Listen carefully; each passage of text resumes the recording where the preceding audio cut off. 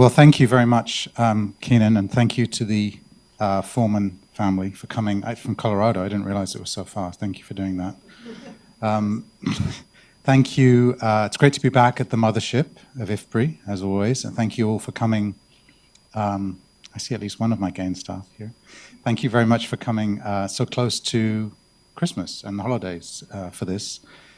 It's a big honor to be asked to do this. I remember the days when I was on the selection committee, so I'm very pleased that the selection committee invited me to come.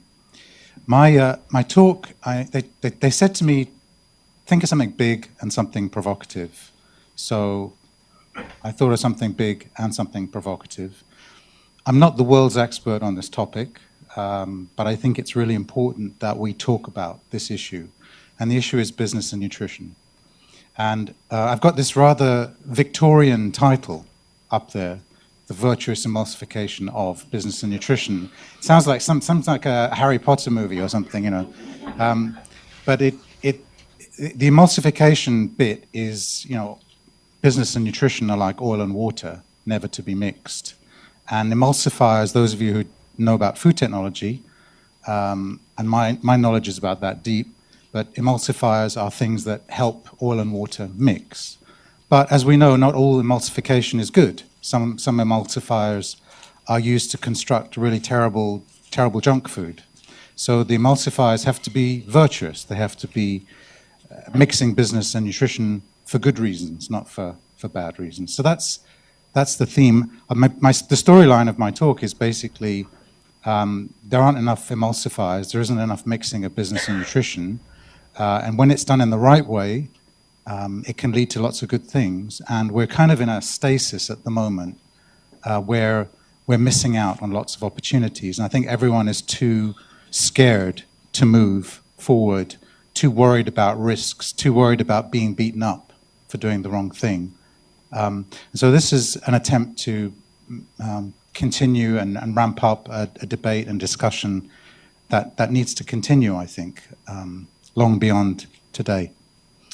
And you'll see that Martin Foreman had some interesting things to say about business, actually.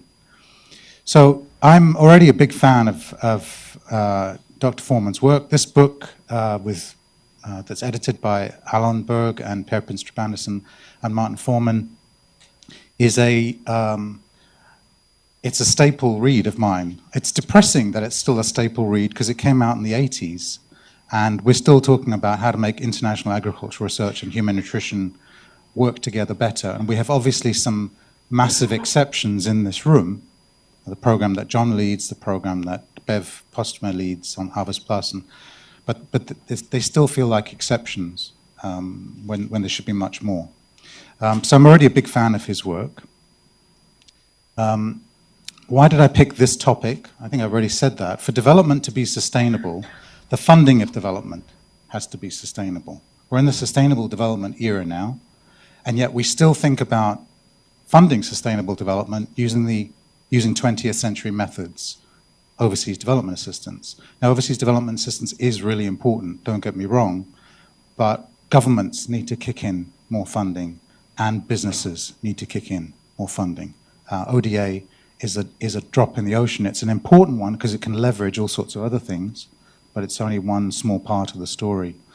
And I think we're at a stalemate on how to engage with business and nutrition. I thought this before I joined GAIN. I was the primary author of the Business and Nutrition chapter in the Global Nutrition Report of 2015. And I was appalled at how much blowback I got for that chapter. I got people who think business is great telling me what was I doing, beating up on business. And people who thought business was terrible, telling me what was I even doing, even writing about the topic. So that seems to me absolutely ridiculous. I'll explain why I think it's ridiculous. And I think we need a more open and honest dialogue about this issue. And why this topic? And because I'm a GAIN. That's my conflict of interest. I need to bone up on this topic, and I need to get you excited about this topic. This is me with my Geneva crew after we survived the December board meeting. And I've got to be careful because Omar's in the room and he's on my board. So what's the relevance of business for nutrition? Let me start out with the really, I'm going to talk mostly about food today. Business is relevant for nutrition in lots of other ways, through mobile phone applications, through water and sanitation, through education-related technologies, through health systems. But I'm going to mainly talk about food. And I'm going to talk about food because diet quality is central to the prevalence of all forms of malnutrition. Now, those of you who, IFPRI mainly works on undernutrition. So those of you who don't know about nutrition, undernutrition is generated by three sets of factors that interact with each other. So poor food consumption, either in quantity and quality, that's the first one. A poor care environment, which is about feeding and cleaning and bathing and interacting with young children. And the third area is health, the health environment, basically water, sanitation, access to good health care. And so we know food is important for undernutrition, but when you start looking at things like overweight and obesity and type 2 diabetes and hypertension, food's even perhaps more important. So when you put those two things together, food becomes very central. And we've kind of forgotten about food and diets, actually, I think, in nutrition. Obviously, we haven't when it comes to exclusive breastfeeding rates and when it comes to complementary feeding, which is the food you give to kids as a complement to breastfeeding post 6 months of age. But in terms of what people eat, we don't have a lot of data on it, and we kind of have, I think we've kind of it's dropped off the agenda a little bit. And for me, there was a paper that came out last year, the Global Burden of Disease Update, which lists all the mortality and morbidity around the world, bundles it all together, and says, what are the risk factors for the global burden of disease? And the number one risk factor was poor diet quality. And actually, there were a number of other risk factors, and I'll show you in a minute, that were related to diet. And when you add all the diet-related risk factors together, they completely outperform in terms of sort of a grisly outperformance. They completely outperform unsafe sex, drug consumption, alcohol consumption, tobacco consumption, and even poor water and sanitation. So diet is absolutely central. It's difficult to estimate how many people suffer from poor diets, but we made an attempt in the recent Foresight report that came out of the global panel. About 1 in 3 people worldwide have poor diets. Now, why is this relevant? It's relevant because most people in the world get their food from markets. And I'll show you some data that shows that even in very poor countries, a very high percentage of people get food through markets. And markets means businesses. It means value chains, sometimes short, sometimes long. It means food processing, food retailing, food packaging, food marketing. And businesses do all of that. So if we ignore businesses, we're ignoring all the potential for getting them to do the right things and stopping them doing the wrong things. And this situation is only going to get worse because urbanization and income, and I'll show you some numbers again in a minute, are driving these trends forward. Urbanization means more processed foods. Increased income is a double-edged sword. It means you can buy more healthy foods, but you can also buy more unhealthy foods. And for my final point, the nutritional quality of food supply and demand, not just supply, but and demand, is shaped by businesses. So we need to engage them. Here are some of the numbers behind that, and I hope you can see that. It's not brilliant, is it? These are the 11 risk factors, the top 11 risk factors that drive the global burden of disease. And the green bars are the ones that are related to food consumption. So dietary risks is right at the top. And this is dietary risks for a given calorie intake. It's not even looking at high calorie intake. It's saying for a 2,000 or 2,200 calorie intake, which is about, on average, about right. Within that, how are those calories constructed? Where do they come from? And it says dietary risk is the number one. But you can see high systolic blood pressure, which we know salt consumption is important for. High fasting plasma glucose, we know obviously added sugar. High body mass index, this is overweight and obesity. And high total cholesterol. So all of these green things are related to what we eat, and they're all in 6 of the top 11 risk factors for the global burden of disease. Even in low-income countries, you don't need to know what's on the axes here, but the countries, these are countries and years. These are surveys from the World Bank. So the Living Standards Measurement Survey team at the World Bank, which headed up by one of our old colleagues from IFPRI, Gerard Carletto, he, for this foresight report, he and his team ran this analysis for us. And this is basically where do households get their foods from? So the green is purchased, the orange is home produced, can't read this very well, and the blue is received. So the blue is what you get as gifts or in kind.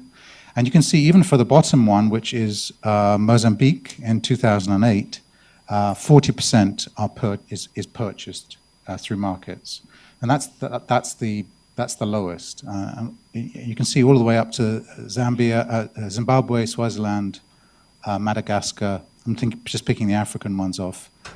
India is right up there. You can see India is 80% of the food in India is purchased through the market at the household level. So businesses really matter for food purchases. Urbanization is driving this process. This is a fussy panel, but on the left, this is data from 5 or 6 southern and eastern African countries. This is a paper by Tom Shirley and colleagues at MSU, and they say where does food come from? Where do households purchase food? Do they get it from their own production, which is the green bar? Do they get it from purchases, which is the red? Do they get it from and then if they purchase it, red is purchased unprocessed, blue is purchased low processed, and orange is purchased high processed. So you can see on the left panel, it's organized by income group. So as you go from poorest to highest income group in the rural panel, the green goes down, getting food from own production goes down, and the orange bar goes up, right? You kind of expect that. But then you go to the urban panel on the right, and you see that the poorest group in the urban panel purchases almost as much of their food in terms of high processed foods as the highest income group in the rural area, right? And then as you go up the income groups in the urban areas, and they're the same income groups, they're the same cutoffs, they're not relative groups, they're absolute cutoffs. You can see what's happening as you go up the income group. So urbanization and income growth are driving the purchases in the marketplace of higher processed foods, and higher processed foods also means businesses. So I hope I've convinced you that business, it's sort of futile to ignore businesses if you're worried about diets, because they're already deeply embedded in the process and distribution and production and storage and transport and marketing of food. So what businesses am I talking about? So I'm not talking, when I talk about business, you might think I'm talking about multinationals. And sometimes I will be, but many of the times I won't. I'll be talking about small and medium businesses as well as large multinationals. And these data are from a paper that came out recently. They tell you about the share of worldwide sales. They tell you about how concentrated the soft drink market is and how concentrated the packaged food market is. So on the left, you can see 52% of worldwide sales are comprised of the sales of the 10 top companies, the 10 biggest companies, Coca-Cola, Pepsi, and so on. But on the right-hand side, in terms of packaged foods, you can see it's much less concentrated. Only 15% of packaged food sales throughout the world are accounted for by the top 10 food manufacturing and processing companies. So when it comes to soft drink sales, it is very highly concentrated, and you do have to deal with multinationals. But in the packaged food area, there's plenty of sales potential and actual for small and medium-sized firms. So where are we right now in this whole debate? You've seen these ads. These ads are HSBC ads. You all travel a lot in this room, and you remember when you're on the gangways to go onto a plane, a lot of the adverts on the walls of the gangways to go onto a plane, you have these HSBC ads. And they usually pick an image, and they say, what does this image say to you? And this is one of their ads. An old beaten up car can represent freedom, it can represent a status symbol, or it can represent pollution. It really depends on how you see the world. And I think that's kind of where we are at the moment. There's a bunch of people out there who think businesses can absolutely do no wrong. Businesses are more efficient than governments and NGOs. They have better technology, they have better processes, they're smarter people, they've got better resources. They can do, anything they do is good. And then there's a bunch of people who think absolutely business has no business in nutrition. Even I'm expecting to get hate mail for even giving this seminar. I'm serious. I'll share it with you. But I think most people are in the middle, and this is certainly where I am.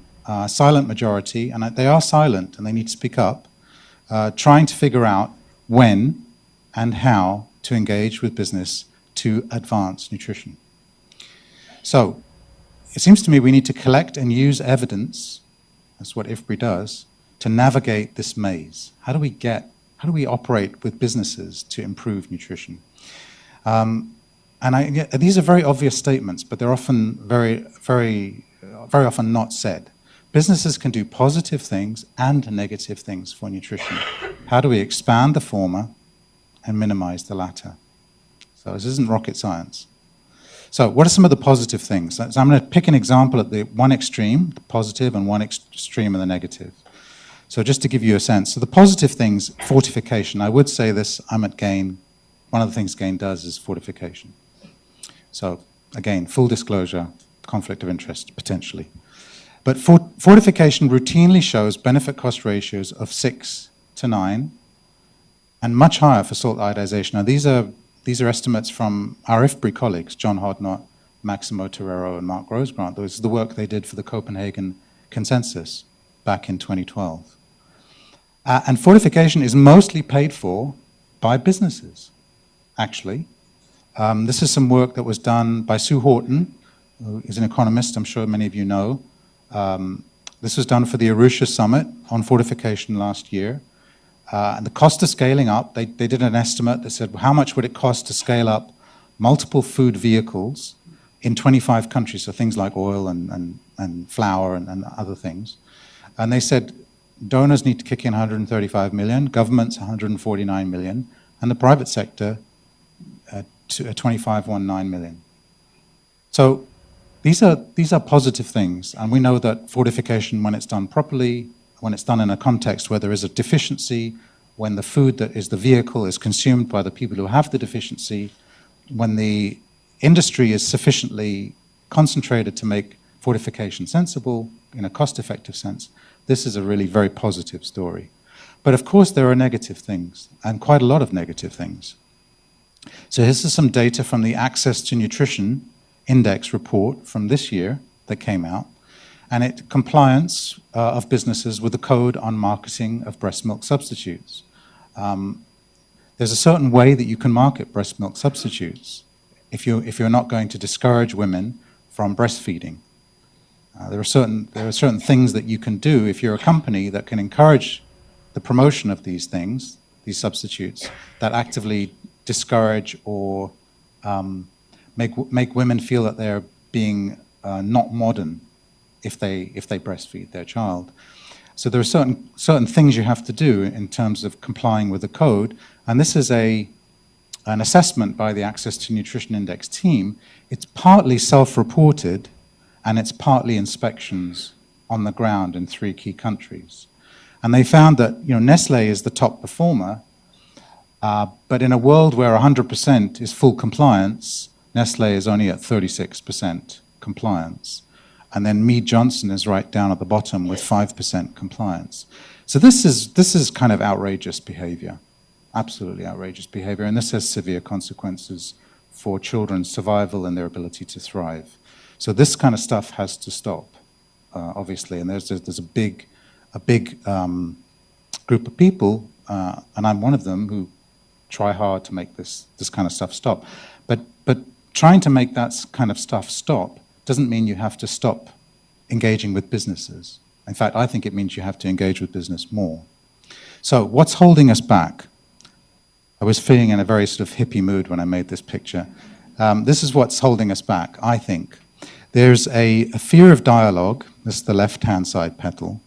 And I think that, and that combined with a lot of distrust, that's based on real reasons, I think that's a big problem. There's weak evidence base. We don't really know when when engaging with businesses leads to positives or negatives. John Hodnott and Stuart Gillespie did a systematic review of PPPs and other kinds of things in business and nutrition for a paper they put out this year, and it was summarized in one of the global nutrition reports. And they basically said there's not much to survey here. There's not much evidence around either what works and what doesn't work. I think you've got a kind of a power imbalance thing going on between private, especially the big companies and governments and NGOs, and you've got various worldviews. And the worldviews are very important. We're entering a period, I think, where worldviews are going to become even more important and evidence is going to become even less important. And we need to be, as an evidence-based community, more and more careful and rigorous and clever about how we inject evidence into debates. We need to make it more and more compelling. So I think this is where we are, and I think that generates lots of missed opportunities. And I think the weak accountability and the distrust leads to lots of weakly governed. It's a weakly governed space. The fear of dialogue and the worldviews, the harsh, rigid worldviews, lead to a significant reputational risk if you do something in this space. And I think that's terrible. And I think weak evidence combined with power imbalances leads to a real risk of doing harm. So I think, this is where we are, I think, and this is what's holding us back.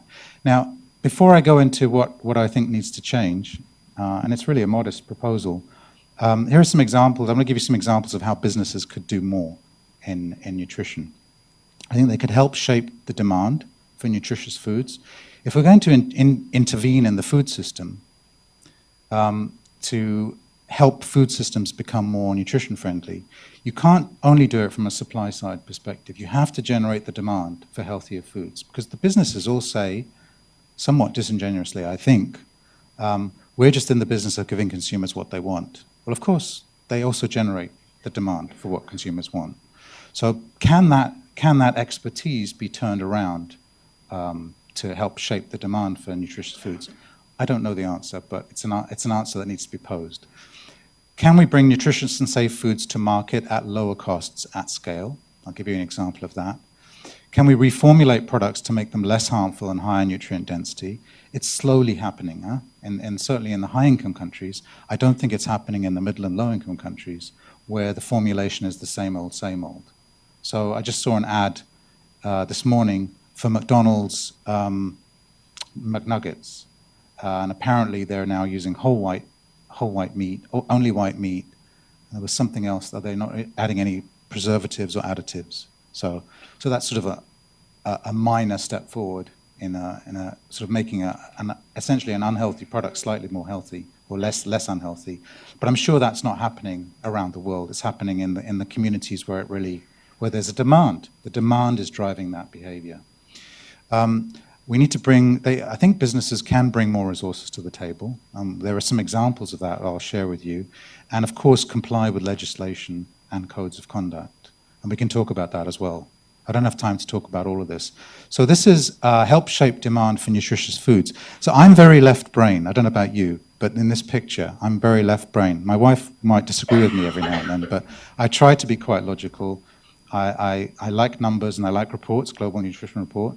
I like to be fact-based, and I like to be realistic and task-focused and methodical.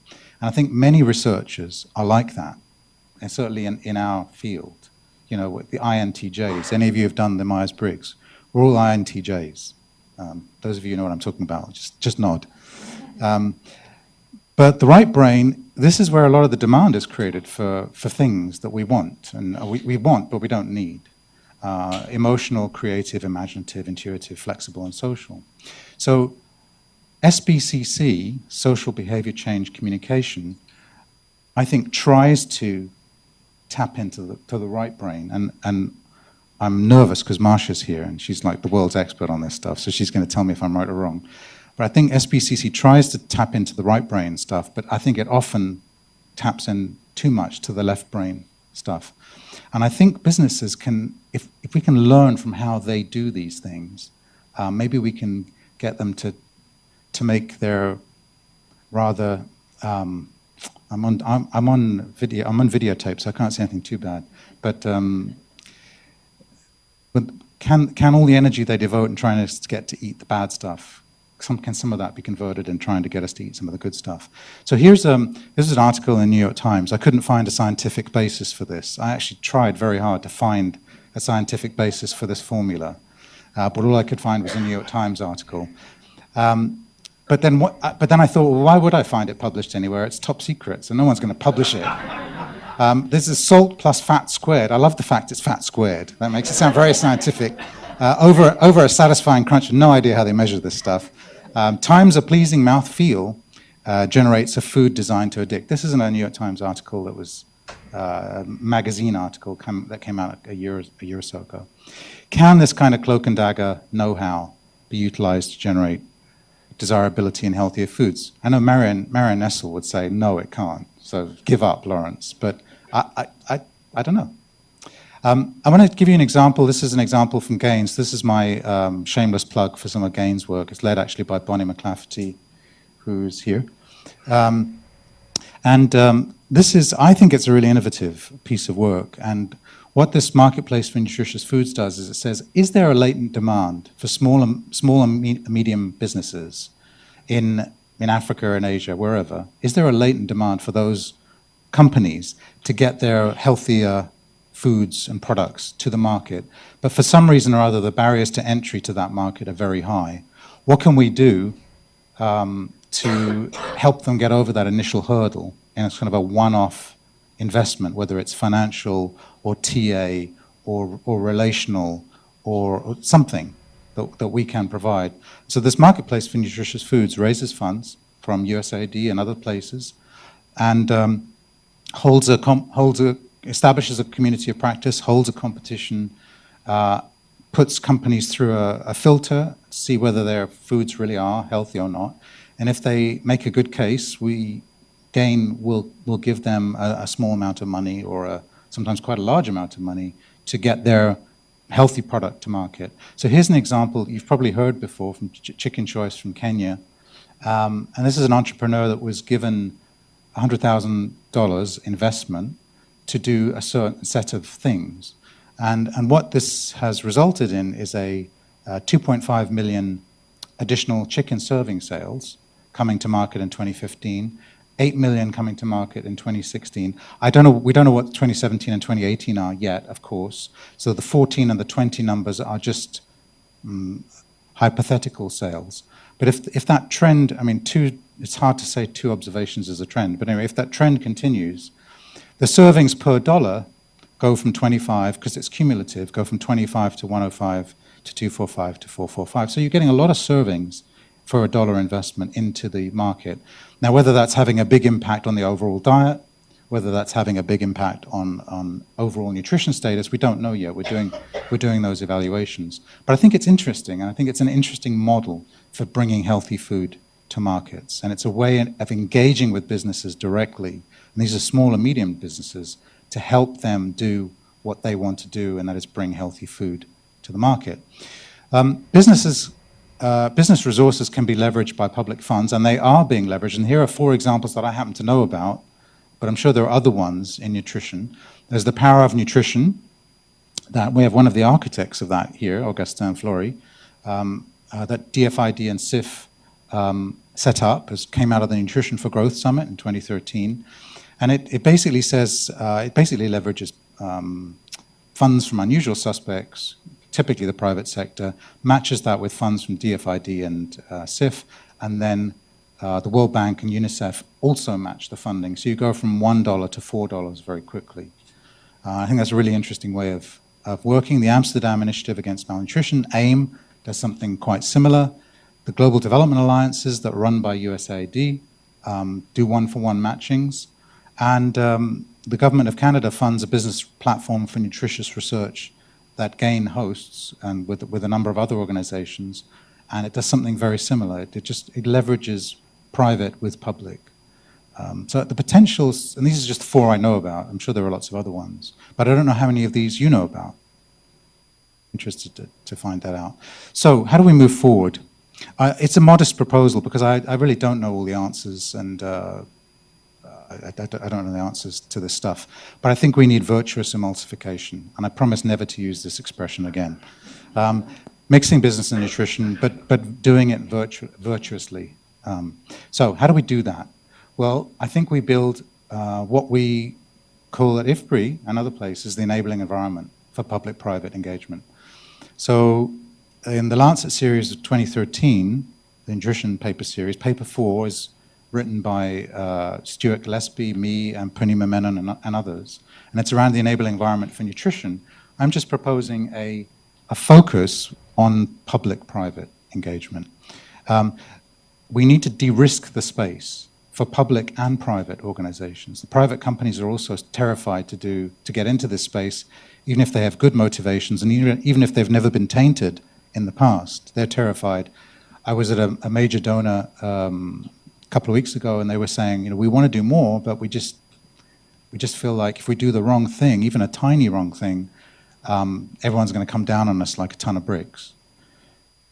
So how do we de-risk the space? So I think the first thing we do is strengthen the accountability infrastructure. So make no mistakes, governments have to set the goals. Governments have to set the codes of conduct. Governments have to set the rules by which everybody plays. That's non-negotiable, it seems to me. And that's where we get into a lot of trouble in the nutrition business engagement. Second thing, conflicts of interest need to be declared. A conflict of interest, it's all over the news in the US, right, with Donald Trump and all that sort of stuff going on. But it's essentially very simple. It's where primary interest is influenced by a secondary interest. So we can declare those in a public context. So one thing I would like to see, for example, is a register of public-private contracts. If you look at the land acquisition, the land grab community have been very active, large-scale land acquisition. The land grab community have been very active in pushing for public registers of the agreements between corporations and governments under what are the terms under which land will be acquired. We can do something similar here. It would have to be voluntary, but organizations that didn't comply, what have you got to hide? I just said that. Smart indicators, we need some smart indicators. The IFPRI, Access to Nutrition Index, is a really good start, but it's at a global level, and we need it to be at a national level. So I'd like to see more support given to IFPRI-like efforts to, in Nigeria or Indonesia, to say, what are the national companies doing in terms of formulating their products, marketing their products? How are they working? So that's the first thing, strengthen the accountability infrastructure. Second thing is expand the public dialogue. I think it's terrible that people are intimidated by even talking to businesses. I seriously, there was a business based in Geneva that wanted to come and meet with me at GAIN and just talk about stuff. And one of the GAIN staff came into me and said, we can't have them come to our office because if anyone finds out, it will just be the end of GAIN. And I said, that's just ridiculous, DFID is part of the UK government. The UK government does lots of things that I disagree with and I think are terrible, but I'm not going to not go and talk to DFID. Same with the US government. I'm not going to not talk to USAID because of this. I don't agree with everything HAI does and PATH does, but I'm not going to go and talk to them. So I think we've got to get past that. And I think we've got to get past the they will change because we're not talking to them mentality. I hear that a lot. We're just gonna pout in the corner and eventually they'll come around. That's nonsense. Behavior change communication. You want to change behavior, you have to communicate. So we have to expand the public dialogue. There are ways of doing this. There are lots of ways of doing this. I don't have any particular idea for how to do that. But events like this have to become more and more common, I think. We have to work together. as a researcher, I never really knew how good another researcher was until I worked with them. I never really knew how good a professional finance person or an HR person or a comms person was until I actually worked with them. And I think it's the same with businesses and public. You have to work together in order to build up trust and establish whether someone or an organization is a good organization. So I think you have to find ways to work together that maybe don't involve the transfer of funding, because the transfer of funding also gets us into all sorts of messes. But there are ways around that we can work together without resource funding. 4, we have to build capacity. Lots of small and medium-sized enterprises don't know how to engage in nutrition, and they don't know how to engage with the public sector in a responsible way. A lot of development partners don't know how to engage with businesses. They want to, but they don't know how to. A lot of civil society don't know how to do it. They could play a big role in monitoring, but I think they just don't quite know how to do it. And governments don't really know how to engage with businesses. And there's so much they can do around setting and enforcing norms. So much development partners can do to identify the opportunities. And finally, evaluate. So all the evaluation, research funders in the room, you have not been very good at funding research to understand business, the role of business in nutrition. There's no dedicated research program anywhere in the world on business and nutrition. None. There's one in Duke, which works on US businesses and US nutrition. That's about it.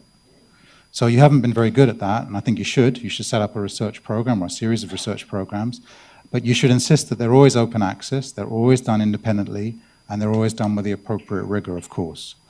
And they should be funded by those without a direct vested interest. Of course, that's very difficult. Every research funder has a vested interest. Of course they do. Whether it's public or private. Are you telling me that DFID or the Netherlands government or Bill and Melinda Gates Foundation doesn't have a vested interest in a particular outcome of a research program? Of course they do. But it's managed. It's managed in a clearly declared and highly visible way. And that's the key to all of this. So this is my last slide, you'll be glad to know. And I was trying to find some information about Martin Foreman. There's actually not much information out there on the internet about your father. And Sidra. There's not much information out there. I don't know why. I couldn't even find a picture. But I did find this report from 1971 from Coolfont. It was a report on, actually I think I've got it here. No. It was a report on nutrition and agriculture and child feeding. And these were 2 of the recommendations out of about 6 that I just wanted to share with you. So the first one, this is 1971, right? So it's 45 years ago. Consider the principal intervention points in the national food system. Anyway, John, you think food systems are hot and new, like me? No, they've been around for 45 years. How can we get food systems to be more nutrition sensitive? And that should say number 2, encourage greater involvement of the private sector in the local production and marketing of nutritious foods. And who wrote that? Martin J. Foreman. Thank you.